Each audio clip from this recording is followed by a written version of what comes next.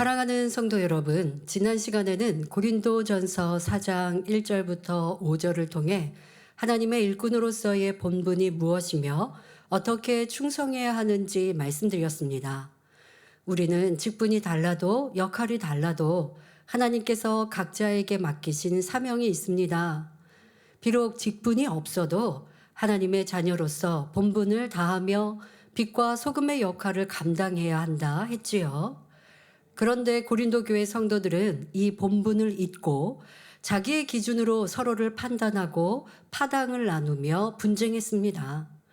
대개 사람은 눈에 보이는 외형만으로 판단하기 때문에 올바른 판단을 내릴 수 없고 오직 중심을 보시는 하나님만이 정확히 판단하실 수 있습니다.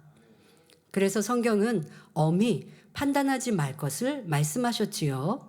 대표적으로 야고보서 4장 11절 12절에 형제들아 피차에 비방하지 말라. 형제를 비방하는 자나 형제를 판단하는 자는 곧 율법을 비방하고 율법을 판단하는 것이라. 내가 만일 율법을 판단하면 율법의 준행자가 아니요 재판자로다. 입법자와 재판자는 오직 하나이시니 능히 구원하기도 하시며 멸하기도 하시느니라. 너는 누구간데 이웃을 판단하느냐 말씀합니다. 그러므로 우리는 언제나 판단하는 죄를 경계하며 사람의 시선이 아니라 하나님의 시선으로 바라볼 수 있어야 하겠습니다. 여러분들이 꼭 명심하시면 좋을 것이 우리가 생각하고 느끼는 것이 다 옳은 진리가 아니라는 것을 명심하면 판단, 정죄, 수군거리는 이러한 큰 죄를 짓지 않을 수 있습니다. 그리고 우리가 얼마나 많이 수군거리고 있고 비방하는지 이것도 스스로가 알아야 합니다. 어떤 일에 대해 우리 평가하잖아요. 그 평가하는 것이 자칫 비방이 될 수 있습니다. 잘되라고 말하는 건데요. 그거 틀려서 말하는 건데요. 틀렸다고 생각하는 내 생각이 내 생각일 뿐 진리로 보면 틀렸다 맞았다 할 일이 아닌 일들도 참으로 많습니다. 내가 좋고 싫고예요. 내가 싫으니까 말하고 있어요. 자, 여러분들이 싫으니까 말하는 것은 진리와 너무 어긋나지 않습니까? 그러니까 틀려서 말하는 게 아니고 내가 그냥 기분이 나빠서 저렇게 하는 게 싫어서 내가 원하는 게 다른 게 있어서 말하고 있는 일이 참으로 많습니다. 이렇게 말하는 건 불평이 되고 누군가 대상에 대해서 얘기하면 판단이 되는 일이죠. 여러분들이 판단이 되고 정죄가 되고 수군거리고 있는 것은 무엇인가도 스스로가 알아야 되고요. 내가 생각하고 있는 게 옳다 하는 생각이 다 옳지 않다는 것도 깨달을 때 우리가 더 진리의 사람이 될 수 있습니다. 오늘도 이런 말씀을 하고 계십니다. 고린도전서 4장 6절부터 9절 오늘의 말씀을 통해 여러분 모두가 다시 한번 자신의 본분을 되새기며 진리 안에 더욱 성숙한 믿음의 길을 걸어가시기를 주님의 이름으로 기원합니다. 본문 고린도전서 4장 6절에 형제들아 내가 너희를 위하여 이 일에 나와 아볼로를 가지고 본을 보였으니 이는 너희로 하여금 기록한 말씀 밖에 넘어가지 말라 한 것을 우리에게서 배워 서로 대적하여 교만한 마음을 먹지 말게 하려 함이라 했습니다. 여기서 이 일이란 바울과 아볼로가 성도들에게 보여준 겸손과 순종의 본보기를 의미합니다. 또한 기록된 말씀이란 그동안 사도 바울이 편지를 통해 가르쳐온 하나님의 말씀, 진리를 의미합니다. 즉 바울은 이렇게 말하고 있습니다. 형제자매 여러분, 여러분을 위하여 나와 아볼로는 말씀대로 준행하면서 본을 보였습니다. 그것은 기록된 말씀, 곧 진리의 범위를 벗어나지 말라는 교훈을 여러분이 우리에게서 배워서 서로 대적하지 말라 했는데 서로 대적하며 교만하지 않도록 가르쳤는데 왜 그러하고 계십니까? 라는 말씀입니다. 사도 바울은 그동안 성도들에게 겸손과 순종의 본을 보이며 하나님의 뜻과 진리를 가르쳤습니다. 그 말씀 안에는 건축과 공력의 비유 그리고 사역자의 정체성에 관한 깊은 교훈도 담겨 있었지요. 예를 들어 고린도전서 3장 5절에 그런즉 아볼로는 무엇이며 바울은 무엇이뇨 저희는 주께서 각각 주신 대로 너희로 하여금 믿게 한 사역자들이니라 했습니다. 즉 아볼로나 바울은 구원을 주는 존재가 아니라 단지 하나님께서 맡기신 사명에 순종하는 도구일 뿐임을 강조하는 말씀이었지요. 또 고린도전서 3장 7절에 그런즉 심는 이나 물 주는 이는 아무것도 아니로되 오직 자라나게 하시는 하나님뿐이니라 했습니다. 이 말씀은 아무리 유능한 사역자라 해도 그는 단지 하나님의 뜻대로 쓰임받는 일꾼일 뿐이며 모든 영광은 오직 자라나게 하시는 하나님께만 돌려야 함을 깨우쳐 줍니다. 결국 사도 바울은 그들에게 진리를 가르치고 믿음을 심어주며 단지 말로만이 아니라 자기의 삶과 사역을 통해 말씀에 순종하는 본을 보인 것입니다. 그리고 성도들이 이러한 본보기를 배워서 말씀의 범위를 벗어나 교만하거나 서로 대적하지 않도록 권면하고 있습니다. 말씀 안에 섬기라, 낮아지라, 이것이 말씀의 범위예요. 사도 바울은 그렇게 가르치고 행했다는 거예요. 그런데 왜 성도들이 이 말씀의 범위에서 벗어나고 있습니까? 왜 판단하고 있고 정죄하고 있고 나는 너보다 더 높다, 낫다, 왜 이렇게 교만합니까? 권면하고 있습니다. 사도 바울이 그들에게 가르친 말씀은 진리이며 하나님의 참된 뜻이니 이 말씀을 삶의 기준으로 삼아야 한다는 것입니다. 오늘날로 적용하면 오직 하나님의 말씀 외에는 사람의 생각이나 이론, 거짓된 가르침에 흔들리지 말라는 교훈이 담겨 있지요. 바울과 아볼로는 항상 성도들에게 예수 그리스도의 복음, 곧 하나님의 독생자가 우리의 죄를 담당하시고 구원의 길을 열어주셨다는 복음을 가르쳤습니다. 그리고 이 복음을 믿는 하나님의 자녀라면 말씀대로 거룩하게 살아서 구원받아야 할 것을 강조했지요. 하지만 그 당시나 오늘날에나 이 말씀을 받아들이지 못하고 오히려 대적하는 사람들이 있습니다.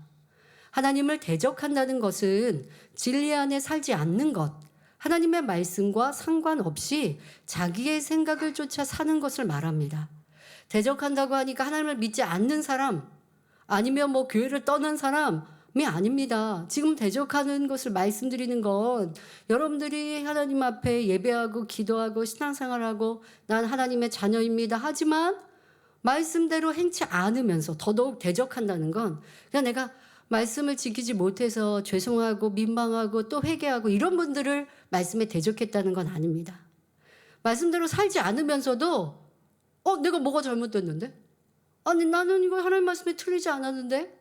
틀렸는데도 인정하지 않고 자기의 생각을 주장하는 것, 더 나아가 이러한 모습이 대적하는 것이지요.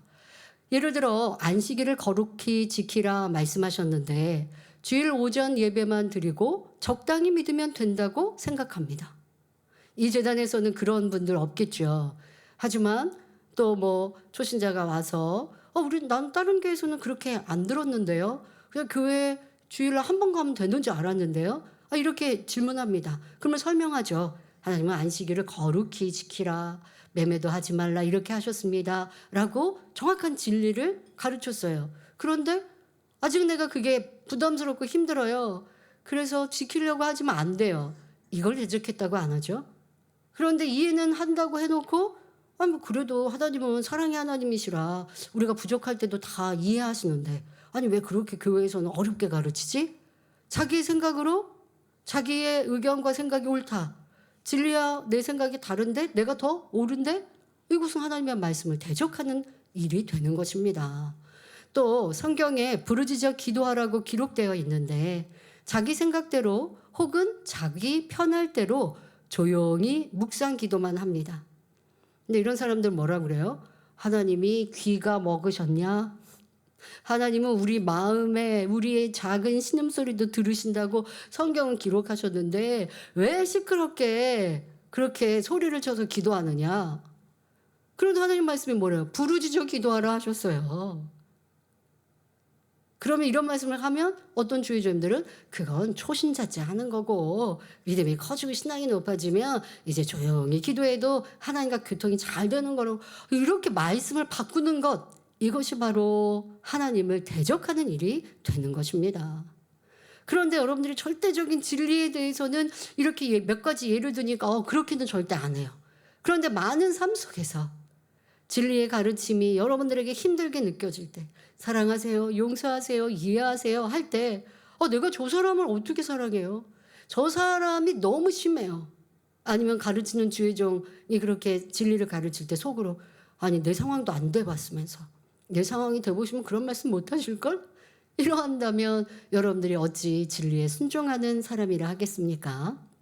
자, 성경을 보아도 이처럼 말씀을 무시할 때, 바로 하나님의 말씀을 어겼을 때 하나님께서 엄히 책망하시고 나를 무시한다라고 하고 계십니다. 사무엘하 12장 9절을 보면 다윗이 하나님 말씀을 어겼을 때 하나님께서 어찌하여 내가 여호와의 말씀을 업신여기고 나 보기에 악을 행하였느뇨 하셨습니다. 말씀을 어기는 것은 곧 하나님을 업신여긴 것이며 하나님 보시기에 악하다고 하시는 것입니다. 그렇다고 이제 초신자에게 이런 말씀을 하시는 것은 아닙니다. 아직 믿음이 적은 초신자, 이제 온 초신자는 하나님 말씀을 지켜 행할 만한 믿음과 능력이 안 되죠. 그래서 듣고 알아도 불순종할 때가 있습니다. 그럴 때 하나님이 야 너는 알면서 나를 업신여겼어 하지 않으시죠. 그러나 그만큼 믿음도 성장했고 가르치는 위치에 있습니다. 하나님의 역사를 보았습니다. 그런데도 하나님 말씀을 내가 지켜 행하지 않고 이유가 변명된다면 하나님께서는 너는 나를 업신여겼다 하고 계시는 것입니다. 이처럼 자기 뜻대로 행하는 것이 바로 하나님을 대적하는 일임을 알아야 합니다. 내가 배운 것, 내가 생각하는 것만 옳다 주장하고 오히려 진리를 판단하며 재판장의 자리에 앉았으니 이는 곧 하나님 말씀을 대적하는 교만이지요. 자, 성경은 우리가 형제를 판단하면 그것은 재판장이 되었다까지 말씀하세요.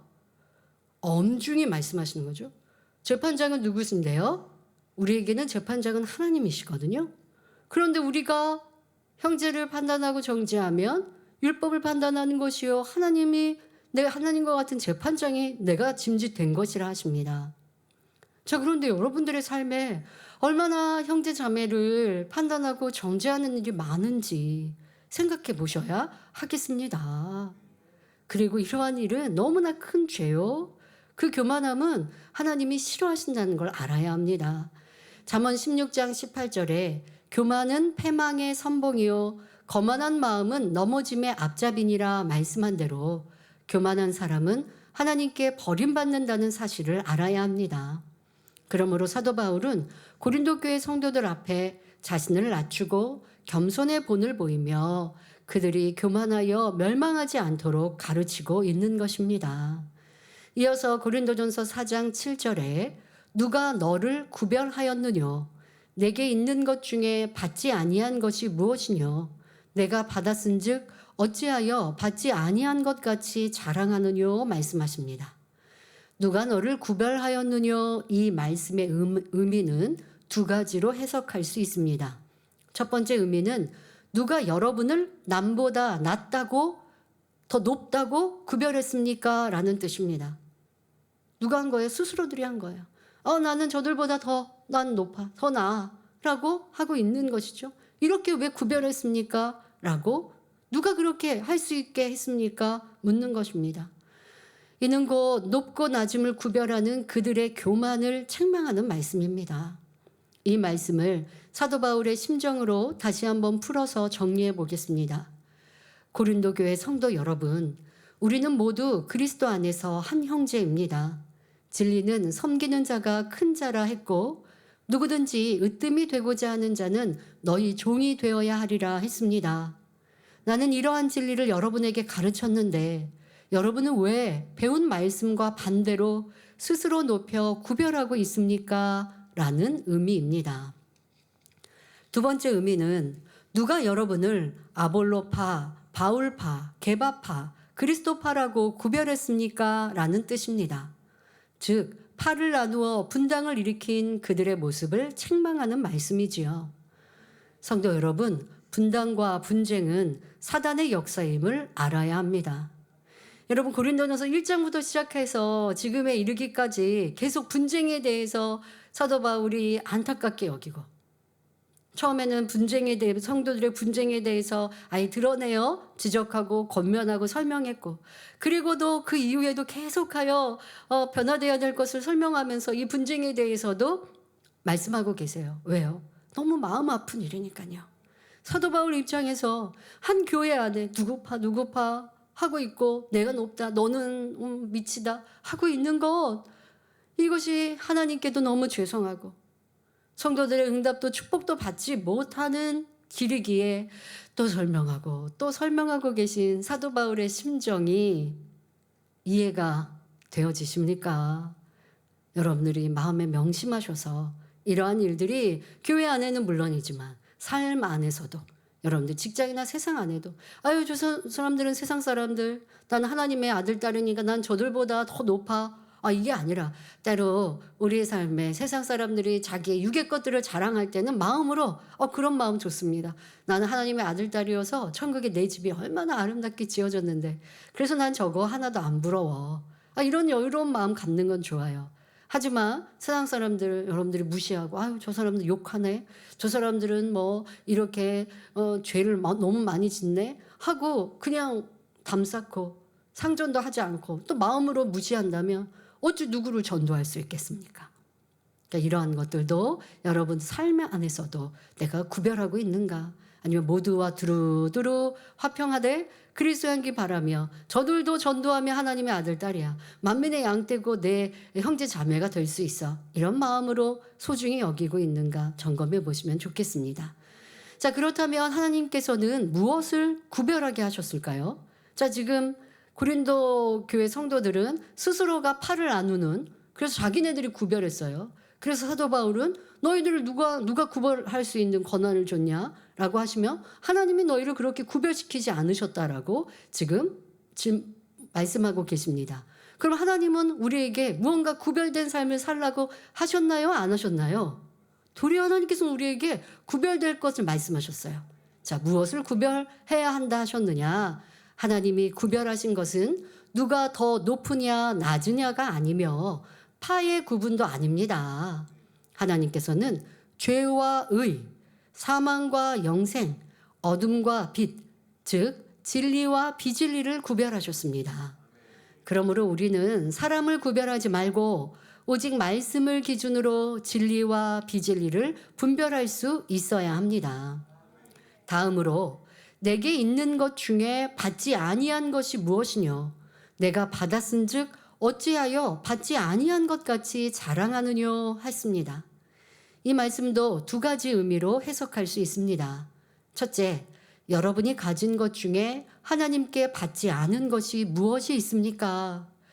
여러분이 가진 모든 것이 하나님으로부터 온 것이라면 왜 마치 자기 힘으로 얻은 것처럼 자랑하고 있습니까?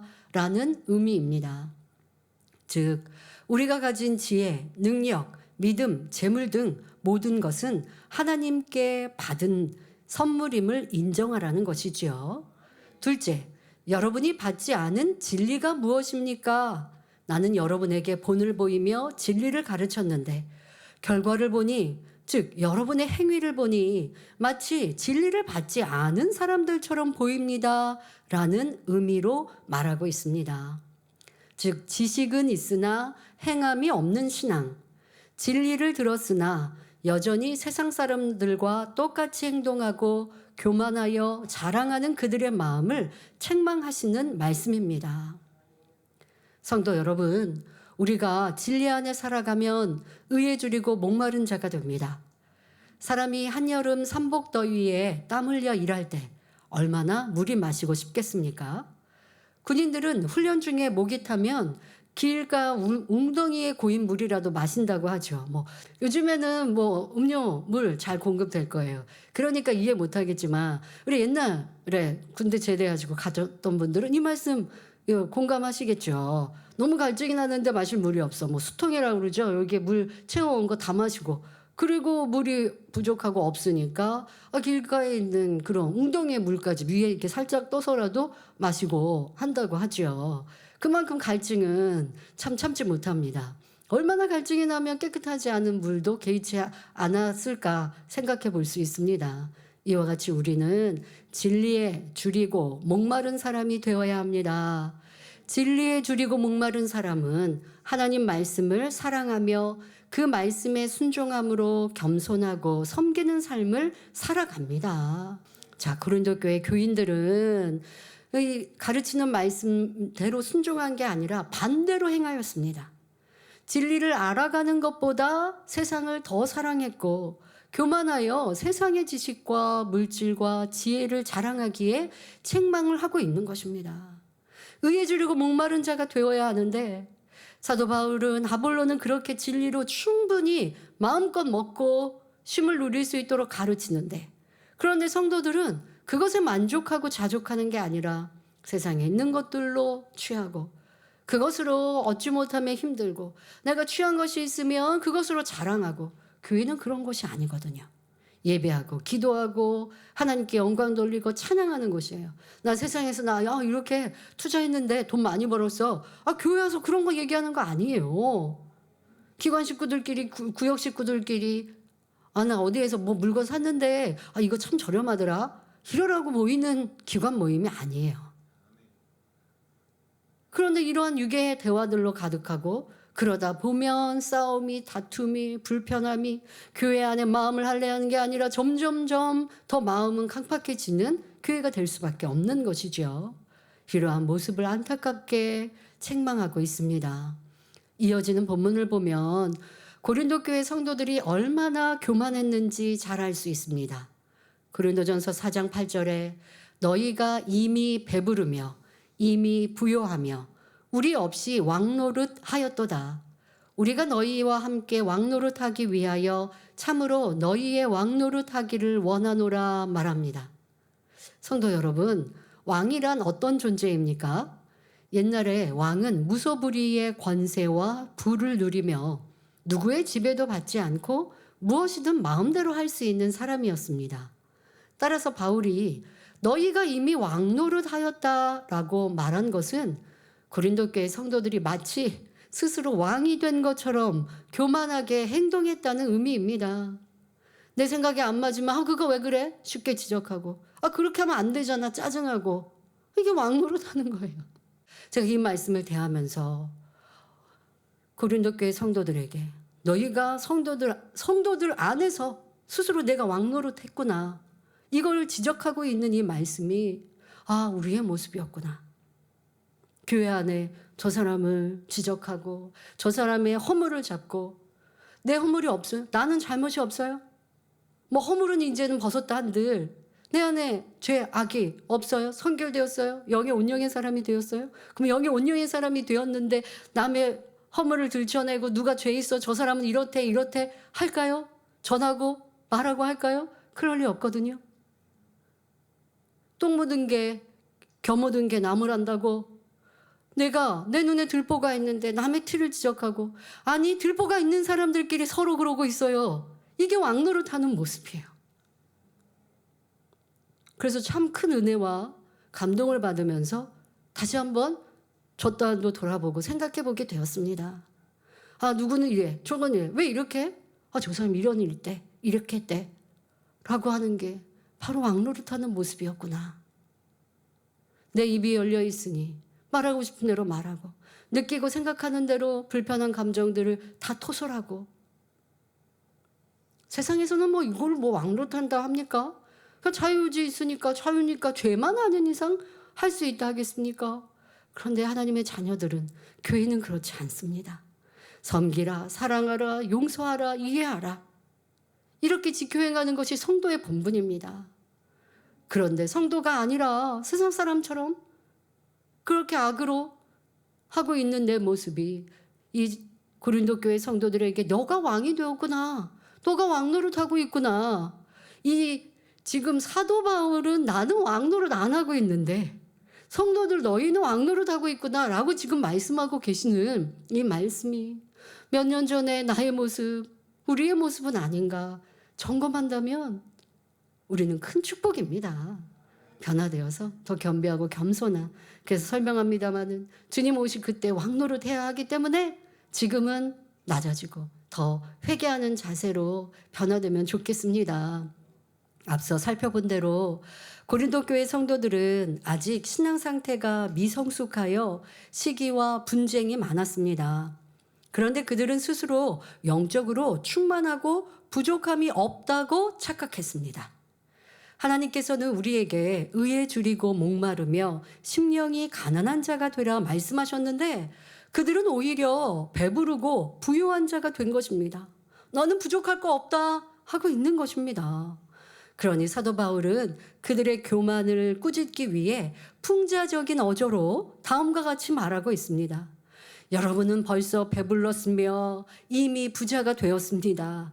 우리 없이도 이미 여러분은 왕이나 된 듯이 행세하였습니다. 그러니까 우리가 없이 뭐예요? 여러분들은 무언가 가르침 받을 것도 없는 사람들인 것처럼 그렇게 하고 있습니다.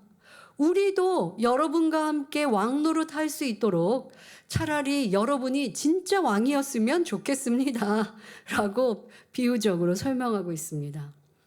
이는 교회 안에 하나님께서 세우신 질서가 있는데 고린도 교회 교인들은 자기 마음대로 왕노릇을 했으니 너희가 진리를 받은 것이 무엇이 있느냐라고 책망하는 말이지요.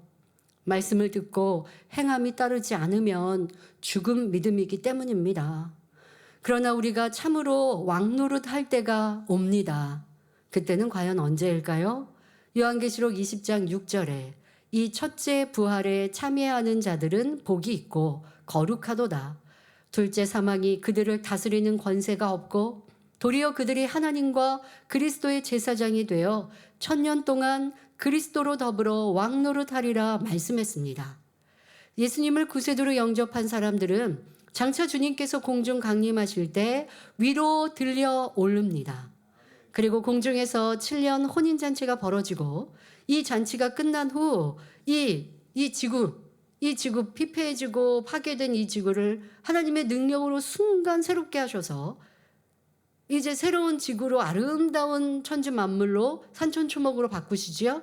그러면 우리는 다시 이 지구에서 1000년 살아가는데 이것을 바로 천년 왕국이라 하지요. 자, 이 천년 왕국이 임하면 먼저 구원받은 7년 혼인잔치에 참여했던 구원받은 이들은 주님과 함께 왕노릇하게 됩니다. 그러니까 구원받은 사람만 있는 게 아니고 구원받지 않고 7년 대환란에 우리는 7년 혼인잔치를 했는데 이 땅에 지구에 남은 사람들 7년 대환란에 많은 이가 죽거든요. 그런데 숨어서든 살아남은 사람들이 이제 우리와 함께 1000년 왕국 1000년 동안 살게 되는데 이 육의 사람들이 볼 때 우리는 이 거의 신과 같은 이게 왕과 같은 존재인 것이죠. 그게 1000년 왕국의 그림입니다. 사도 바울은 이러한 영적인 의미를 떠올리면서 우리가 너희와 함께 왕노릇하기 위하여 참으로 너희의 왕노릇하기를 원하노라 하였습니다. 이는 고린도 교회 성도들이 구원받아 천년 왕국 때에 함께 왕노릇을 하려면 지금은 그들이 왕노릇하지 않아야 한다는 의미입니다. 사도 바울은 진리 안에 살아가며 하나님의 참뜻을 알고 구원과 영생에 이르는 길을 분명히 깨달은 사람입니다. 그러니 사도 바울이 왕노릇을 하면서 그들을 진리 안에 살아가도록 인도해야 하는데 그렇다고 해서 이 사도 바울이 교회 안에 왕노릇 하겠다고 하는 교만하겠다는 게 아니라 질서 안에 질서를 설명한다면 왕은 백성들을 치리하고 다스리고 또 어떠한 것을 명하면 백성들은 그대로 순종하는 이러한 왕노릇처럼 교회 안에서 사도 바울은 성도들을 진리로 가르치고 진리로 이끌어 나가고 성도들은 그 안에 순종하고 자 원래는 사도 바울이 왕노릇을 하면서 성도들을 이끌고 인도해야 하는데 오히려 바울을 제쳐놓고 고린도 교회 교인들이 이것이 옳다 저것이 옳다 하면서 교만하여 스스로 왕노릇하니 장차 어떻게 되겠습니까? 이렇게 되면 사도 바울과는 그들이 상관이 없게 되기에 앞으로 천년왕국에서 함께 왕노릇할 수 없다는 사실을 일깨워주고 있습니다. 원래 교회 안에서는 영적인 질서로 주의 종이 사도가 성도들을 가르치고 이끌어주고 성도들은 순종하고, 그래서 이게 뭐 왕과 백성이라고 비유한다면 이렇게 되는 질서가 맞는데, 사도 바울은 겸손하고 섬기니 왕노릇하지 않으면서 섬기면서 성도들을 이끌어가고 있는 본을 보였는데, 도리어 성도들이 왕노릇을 하면서 네가 옳다 내가 옳다 판단 정지하고 시시비비하고 팔을 나누고 있으니 이러다가 너희들은 정말 왕노릇을 해야 될 때 왕노릇을 못한다. 성도들이여 그러면 안 됩니다. 라고 안타깝게 말하고 있습니다. 즉 바울이 가르치는 진리를 그들이 배우고 지켜 행해야 주님 강림하실 때 위로 들림받고 천년왕국에서 함께 왕노릇을 할 수 있다는 것입니다. 결론적으로 너희가 장차 천년왕국에서 왕노릇하기 위해 지금은 왕노릇하지 말고 겸손히 진리대로 행하며 섬기는 자가 되어야 할 것을 가르치는 말씀입니다. 우리도 그렇잖아요. 천국의 큰 자가 되기 위해서 지금은 낮아지고 내 의견, 나를 주장할 수 있지만 지금은 내가 양보하고, 상대가 나를 애매히 어렵게 하고 나를 미워하고 시기 질투하고 그래서 뒤에 험담해요. 나도 가서 설명할 수 있고 따질 수 있어요.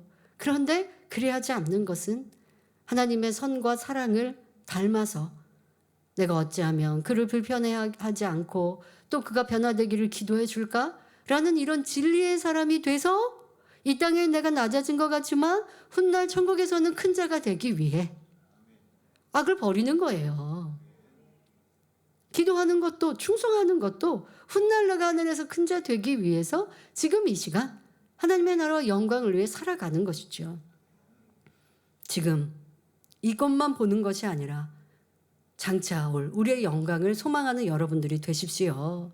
이어서 고린도전서 4장 9절에 내가 생각건대 하나님이 사도인 우리를 죽이기로 작정한 자같이 미말해 두셨음에 우리는 세계 곧 천사와 사람에게 구경거리가 되었노라 말씀합니다. 내가 생각건대 했는데 사람의 생각에는 두 가지가 있습니다. 바로 영의 생각과 육의 생각입니다. 영의 생각이란 마음에서 진리가 떠올라 생각으로 결정되어 나오는 것을 말합니다. 하나님 말씀 안에 사는 사람, 즉 영의 사람은 성령의 주관을 받아 영의 생각이 나옵니다. 반대로 진리 안에 있지 않은 사람은 먼저 사단이 주는 생각을 통해 마음에 심어진 비진리가 나오는데 이것이 바로 육의 생각입니다. 사도 바울은 내가 생각건대 하였는데 당연히 영의 생각, 곧 성령께서 주관해 주신 진리 안에서의 생각을 의미합니다.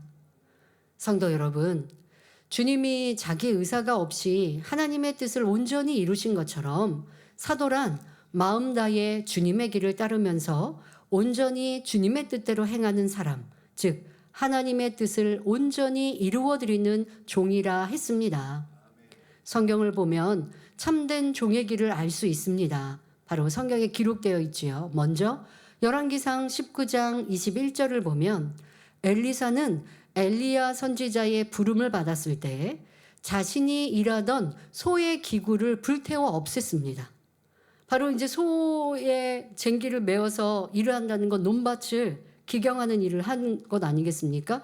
또 농업 시대나 아니면 가축을 기르는 그러한 시대에서. 그런데 선지자의 부름을 받으니까 이 기구를 불태우고 더 나아가서 그 소를 잡아서 백성들, 동네 사람들과 함께 나누어서 먹고 엘리야를 따랐습니다. 무슨 말이냐? 더 이상 내가 이 하던 일은 완전히 정리하는 것이죠. 두 마음 품을 생각도 갖지 않도록 완전히 정리해서 끝내고 이제 내가 하나님의 부르심, 선지자의 부르심에 순종합니다라는 온전한 100%의 순종의 행함과 모습입니다. 예수님의 제자들은 어떠했습니까? 마태복음 4장 18절부터 22절에 보면 예수님께서 갈릴리 바닷가에서 베드로와 안드레를 부르시자 그들은 곧 그물을 버리고 예수님을 따랐고 이어서 요한과 야고보를 부르시자 그들은 부친을 배에 두고 즉시 예수님을 따랐습니다. 또한 갈라디아서 1장 16절을 보면 사도 바울은 예수님께서 자신을 사도로 불렀을 때 혈육과 의논하지 않았다 고백합니다. 이처럼 참된 하나님의 종은 내 생각이나 다른 사람의 의견에 따르지 않고 오직 말씀에만 순종합니다. 로마서 6장 16절에 너희 자신을 종으로 들여 누구에게 순종하든지 그 순종함을 받는 자의 종이 되는 것을 너희가 알지 못하느냐. 혹은 죄의 종으로 사망에 이르고 혹은 순종의 종으로 의에 이르느니라 말씀한 대로 죄에 순종하면 죄의 종이 되고 하나님께 순종하면 하나님의 종이 됩니다.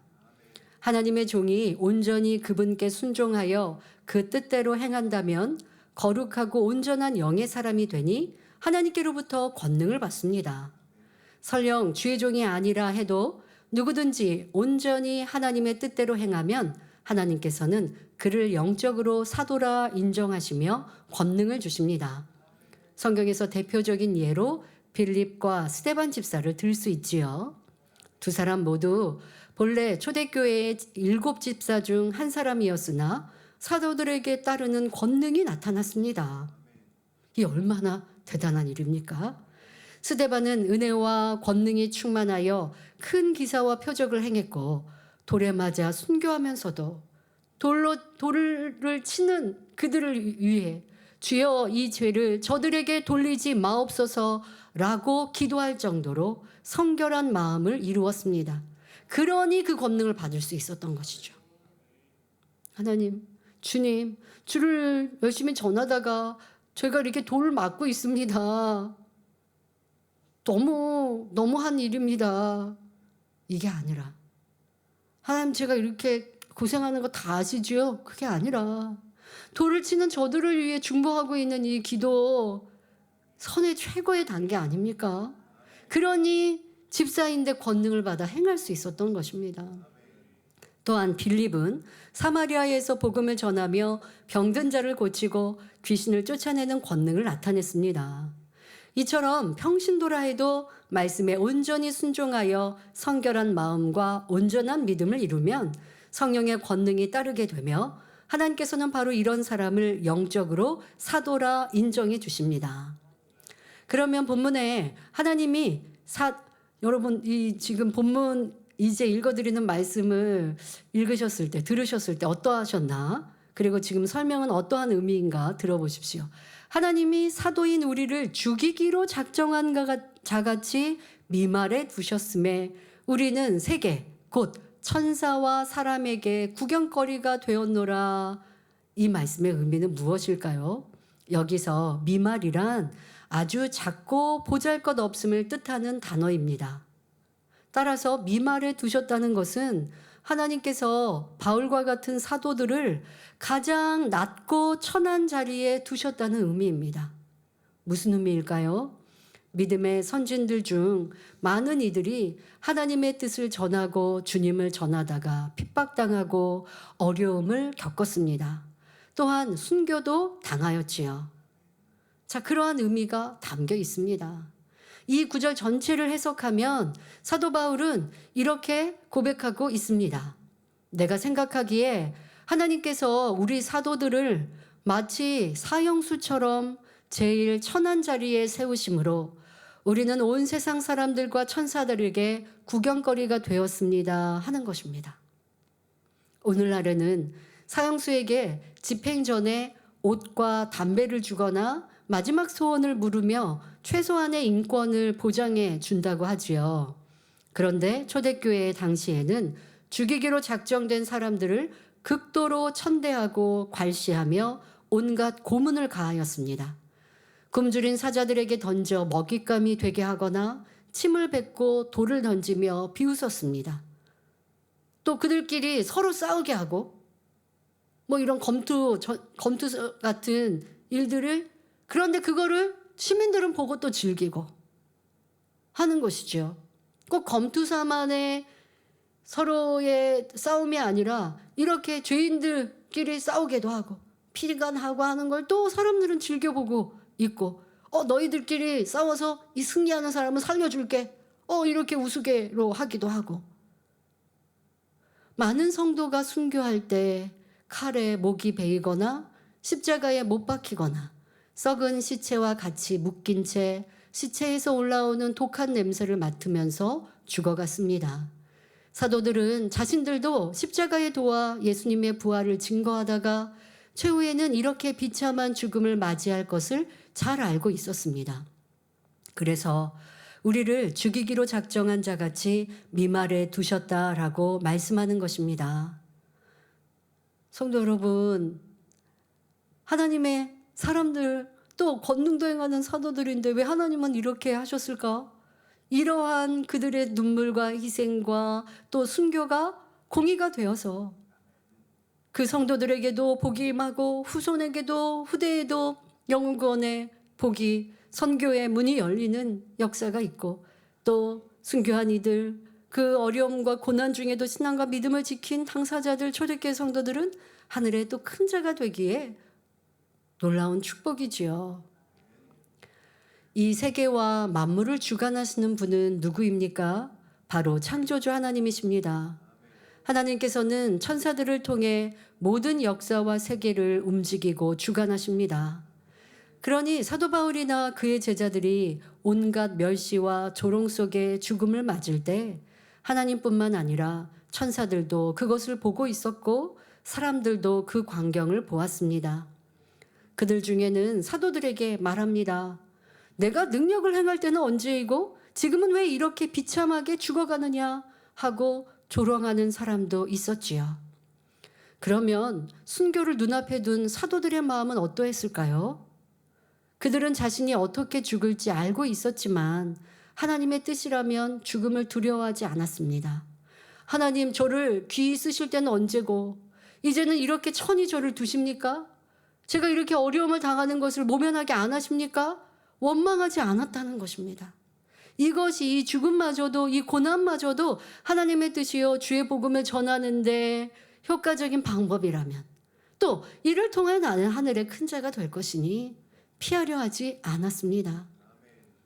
베드로는 십자가에 달려 죽을 것을 알았고 바울은 예루살렘에 올라가면 이방인들의 손에 넘겨질 것을 알면서도 하나님의 뜻이기에 기쁨과 감사로 순종하였습니다.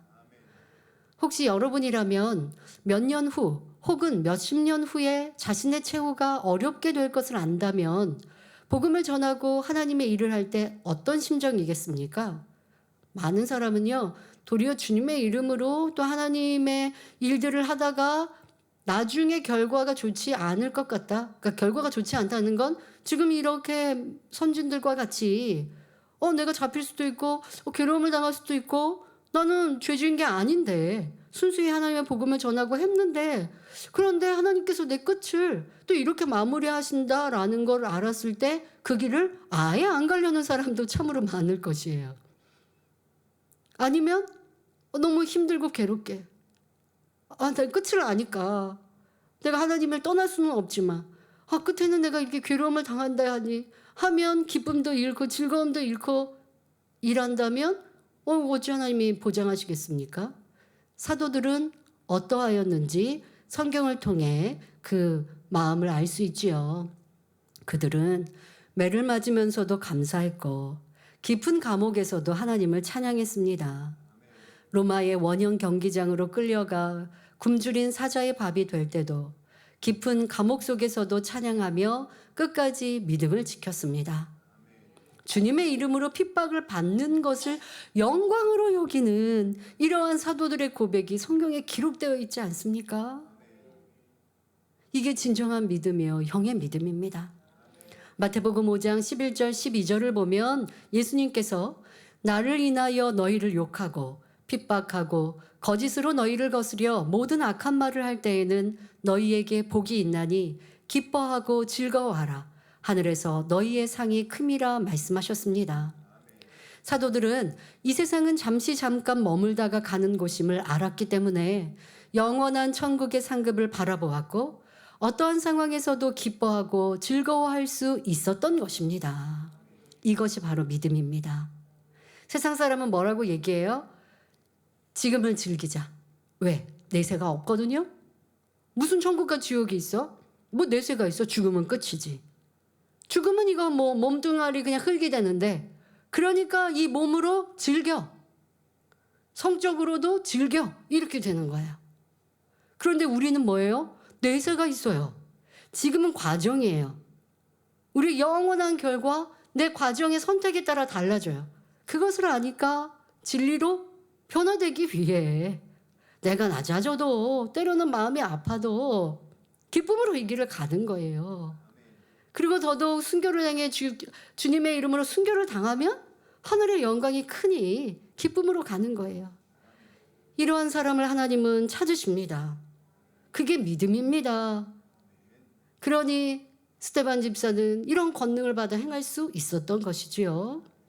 그러나 한편으론 사도들은 언제 자신이 죽을 것인지 알았기 때문에 시간이 흐르는 것이 초조했습니다. 꼭 죽음의 날이 언제다라는 것보다 그 정해진 시간이 있음을 알잖아요. 그러니 마음이 급해지죠.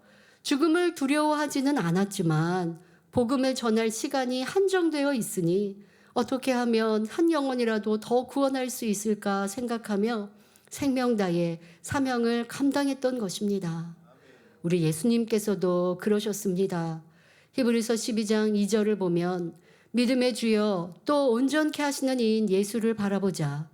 저는 그 앞에 있는 즐거움을 위하여 십자가를 참으사 그 앞에 저 영원한 천국에 있는 영광을 위하여 십자가를 참으사 부끄러움은 현재 부끄러움이에요. 그러나 부끄러움을 개의치 아니하시더니 하나님 보좌 우편에 앉으셨느니라 했습니다.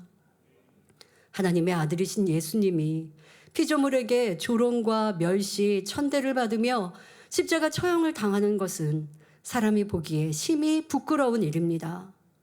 또 사람들도 얘기했죠. 다른 사람은 구원하면서 너는 구원 못하느냐 하고 조롱하였습니다. 그러나 예수님은 그런 말에 요동하지 않으시는 것이지요. 이 가는 길이 하나님의 뜻이요. 영혼을 구원하는 길이요. 훗날 주실 영광을 알기 까닭입니다. 여러분 예수님이 당하신 이 상황을 비유들어 볼까요? 자, 주인이 종들에게 매를 맞고 놀림을 당하는 거나 마찬가지예요. 주인인데 종들이 몰려와서 손가락질하고 때린다면 이게 얼마나 부끄러운 일입니까?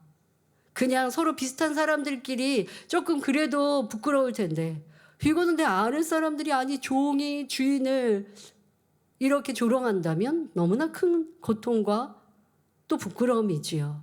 그러나 예수님께서는 영혼을 구원하기 위해 부끄러움을 개의치 않고 십자가의 죽음을 기꺼이 맞아 하나님 보좌 우편에 앉을 수 있으셨습니다. 우리도 주님과 사도들의 삶을 본받아 하나님의 뜻이라면 부끄러움이나 고난을 두려워하지 않고 담대히 나아가는 주님의 제자가 되어야 하겠습니다. 사도 바울이 왜 이런 말씀을 하십니까? 앞서서 이 말씀 전에는 성도들에게 너희가 왕노릇하는구나 했지요. 그런데 사도들은 왕노릇하지 않겠다 합니다. 너희도 그리해라라고 하면서 하나님은 도리어 우리를 왕노릇할 수 있는 우리를 이렇게 미천한 자로 낮추셨다. 왜? 그것이 우리가 가야 하는 길이요 진정한 영광이기에. 근데 너희는 왜 반대로 가느냐라고도 말씀하시는 의미가 있지요. 여러분은 어떠하십니까? 우리는 초대교회 성도들 또 순교한 믿음의 사람들과 사도들 그 믿음이 참으로 크다. 하늘의 영광이 크다 말합니다. 또 성경에서 하시는 말씀처럼 겸손한 자가 큰 자라 듣고 압니다. 그런데 얼마나 그 말씀대로 행하고 있습니까? 서로나 말씀드린 대로 너무나 쉽게 판단하고 정죄하고 수군거리고 평가하고 있는 것 자체가 교만함입니다.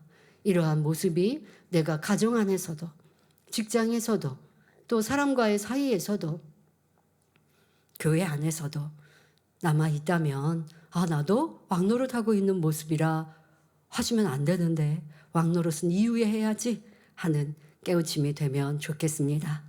결론을 말씀드립니다. 사랑하는 성도 여러분, 예수님께서는 마태복음 20장 28절에 인자가 온 것은 섬김을 받으려 함이 아니라 도리어 섬기려 하고 자기 목숨을 많은 사람의 대속물로 주려 함이니라 말씀하셨습니다.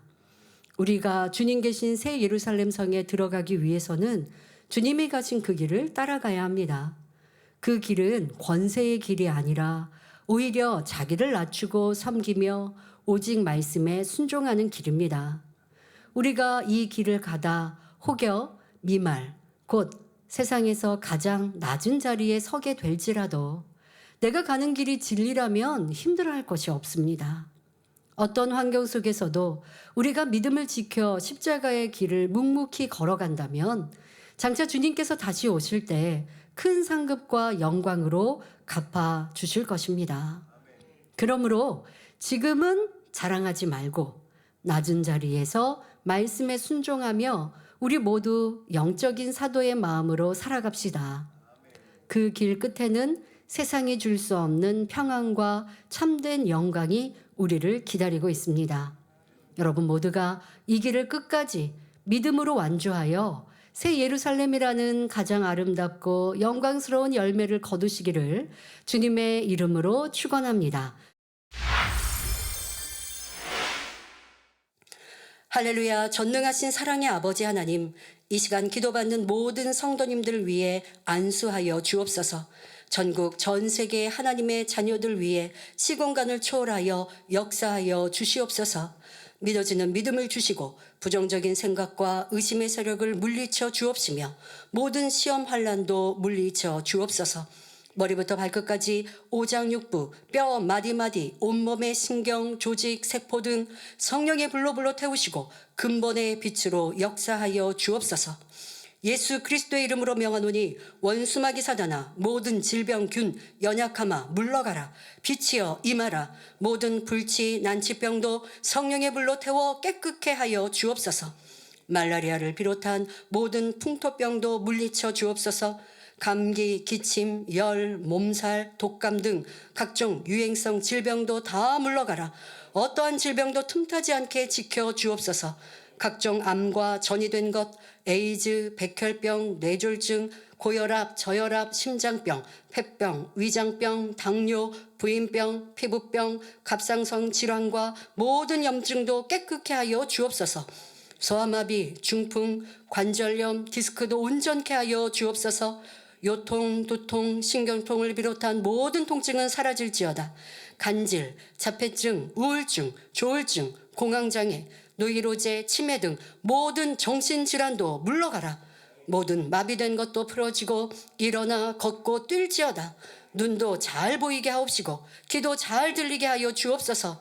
소경은 눈을 뜨고 귀머거리는 들으며 벙어리는 말할지어다. 각종 사고 후유증도 깨끗게 하시고 부러진 뼈도 붙여 주옵소서. 화상 입은 것도 온전케 하시고 화기야 물러가라. 열도 물러가라. 아버지 흉터나지 않게 역사하여 주옵소서.